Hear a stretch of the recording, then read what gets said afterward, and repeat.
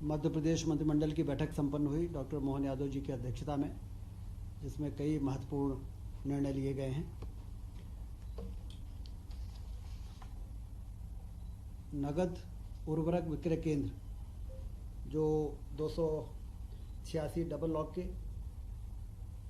विपणन समिति के 141, विपणन समिति के से संबंधित 121 जो केंद्र ऑलरेडी संचालित थे, उसमें 254 नगद नए उर्वरक विक्रय केंद्रों की स्वीकृति आज दी गई है। जिससे कि हम लोग हमेशा ये बातें आती थी कि लंबी लाइनें हैं, खाद खरीदने में किसानों को समय लग रहा है, परेशानी हो रही है। तो एक बहुत बड़ी राहत इसे मिलेगी। 254 नए केंद्र खोले जाएंगे और ख़ास तौर से जो डिफ़ॉल्टर किसान हैं, जिनको कि नगद में खाद मिल जाए, इसके लिए इस प्रकार के सेंटर की आवश्यकता थी। तो ये एक निर्णय हुआ है। सतपुड़ा सारणी में सतपुड़ा ताप विद्युत गृह के 4 जो बहुत पुराने इकाइयाँ थी, 410 मेगावाट की 2 थी और 420 मेगावाट की 2, 830 मेगावाट टोटल जो है उसको डीकमीशन किया जाएगा। 410 थे, वो 205 के 2 थे, 410 हो गए, और 210 के 2 थे जो 420 मेगावाट हो गए। तो इनको डीकमीशन करके और 660 मेगावाट जो क्रिटिकल थर्मल पावर प्लांट कहलाता है, सुपर क्रिटिकल, जो इफ़िशियंसी के मामले में सबसे बेहतर पावर प्लांट होते हैं, तो इसको रिप्लेस करके और 660 मेगावाट का पावर प्लांट लगाने की अनुमति दी गई है। ये भी थर्मल का ही होगा? थर्मल ही है। कोल लिंकेज ऑलरेडी है। तो ये जो पुराने 40 साल पुराने हैं, जिनका पीएलएफ वगैरह बहुत कम हो जाता है, चलते चलते पुराने हो जाते हैं, सुपर क्रिटिकल में अलग से एलोकेशन की जरूरत नहीं पड़ेगी? ये अलग से एलोकेशन की जरूरत नहीं पड़ेगी? नहीं, कोल लिंकेज जो हमारा है उसी से ये पावर प्लांट लग जाएगा। मेडिकल कॉलेज में जो असिस्टेंट प्रोफेसरों की भर्ती की आयु सीमा 40 थी, उसको बढ़ा के 50 किया गया है, क्योंकि तेज़ी से मेडिकल कॉलेज खुल रहे हैं। और जो एसआर शिप करने की आयु सीमा है वो 45 है। एसआर शिप करने के बाद ही असिस्टेंट प्रोफेसर के लिए लोग अप्लाई कर पाते हैं। तो इसलिए 40 से 50 साल की आयु सीमा आज कैबिनेट ने बढ़ाई है, जिससे हमें असिस्टेंट प्रोफेसरों को मिलने की नियुक्ति में अब ज़्यादा आसानी हो जाएगी।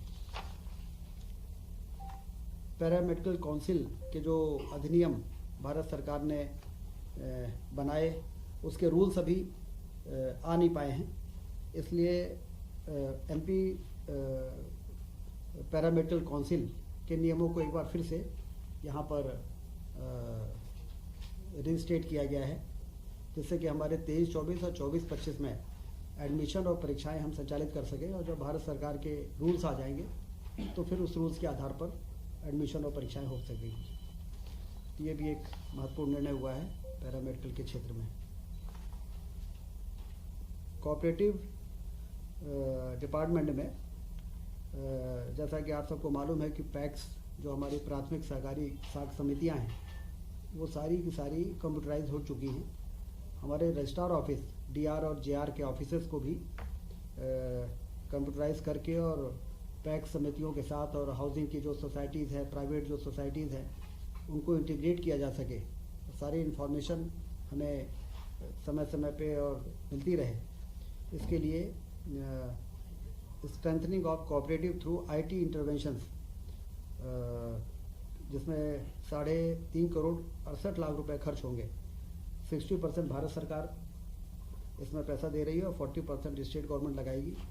और इससे जो इंटीग्रेशन होगा आईटी का, उससे कोऑपरेटिव सोसाइटीज़ को चलाने में और उसकी मॉनिटरिंग में काफ़ी मदद मिलेगी।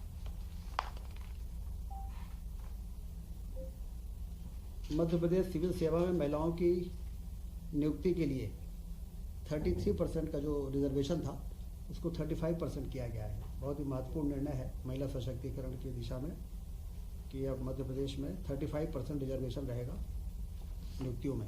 सभी प्रकार सभी प्रकार की नियुक्तियाँ एमपी गवर्नमेंट 33 से 35। सर ये जो एमपीपीएससी कंडक्ट करती है सिर्फ वो वाले या पीएससी और ईएसबी में जितनी भी नियुक्तियाँ होती हैं सारी। रीवा रीजनल इन्वेस्टर समिट बहुत सफल रही है। 4000 से अधिक प्रतिभागियों ने भाग लिया था और 31,000 करोड़ के निवेश के प्रस्ताव दिए गए हैं। 28,000 से अधिक लोगों को इसमें रोजगार मिल सकेगा। गोवर्धन पूजा का भव्य आयोजन पूरे प्रदेश में हुआ है और 2 नवंबर को सांस्कृतिक विरासत और धरोहरों को सहेजने की दिशा में एक महत्वपूर्ण कदम के रूप में देखा जा रहा है। लोगों में काफ़ी उत्साह था इस पर। गोवर्धन पूजा में जिस प्रकार से सरकार ने आगे बढ़ के लोगों की परंपरागत इस पर्व को में शासन ने जिस प्रकार से सहभागिता की है, उससे लोगों में बहुत उत्साह रहा और गौ संरक्षण गौ संवर्धन की दिशा में भी काफ़ी इसको ताकत मिली है। 29 अक्टूबर को माननीय प्रधानमंत्री जी द्वारा virtually Neemuch Mandsaur Seoni medical college के उद्घाटन किए गए, जैसा आप सबको जानकारी है। ग्वालियर में मानसिक आरोग्यशाला, मंदसौर में कल्याण विभाग, राजस्व विभाग, स्कूल शिक्षा विभाग एवं वन विभागों के द्वारा पीएससी से भरे जाने वाले पदों की जानकारी की भी मुख्यमंत्री जी ने जानकारी मांगी है, क्योंकि बड़ी संख्या में पीएससी से कई विभागों में भर्तियों का प्रक्रिया चल रही है। 7 दिसंबर को नर्मदापुरम में रीजनल इन्वेस्टर समिट होने जा रही है। 7 दिसंबर को नर्मदापुरम संभाग के सभी जिलों के लोगों को निर्देश जारी हुए हैं। 12 नवंबर को कालिदास सम्मान समारोह उज्जैन में माननीय उपराष्ट्रपति जी के मुख्य आतिथ्य में होगा।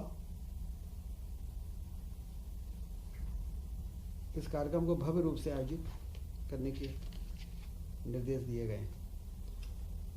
कुल मिला के आज मध्य प्रदेश की कैबिनेट ने, जैसा कि आपने देखा कि चाहे वो स्वास्थ्य विभाग हो, चाहे वो सहकारिता विभाग हो, चाहे वो अन्य विभाग हो, महत्वपूर्ण निर्णय आज लिए हैं और मध्य प्रदेश तेजी के साथ अपने उन लक्ष्यों को प्राप्त करने के लिए आगे बढ़ रहा है, जिन लक्ष्यों को प्राप्त करके हम प्रदेश की आर्थिक स्थिति को भी मजबूत करना चाहते हैं और हिंदुस्तान में एक अग्रणी राज्य के रूप में स्थापित होना चाहते हैं। ठीक है, नमस्कार।